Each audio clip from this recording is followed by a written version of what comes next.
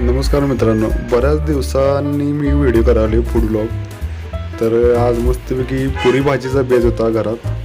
तर असं मस्तपैकी कढईमध्ये पुऱ्या भाजलेल्या होत्या आणि टुमटुमीत अशा फुगलेल्या पुऱ्या ती बघू शकता. कुर्मापुरी म्हणजे पुरी भाजीचा बेत होता आणि ही मस्तपैकी अशी टाकलेली आहे पुरी तेलामध्ये आणि टुमटुमीत असा फुगून बाहेर येते बघा. कसा वाटला फूड ब्लॉग हा नक्की कळवा कमेंटमध्ये आणि लाईक करा, शेअर करा आणि सबस्क्राईब करा नवीन लोकांनी. कुर्मापुरी.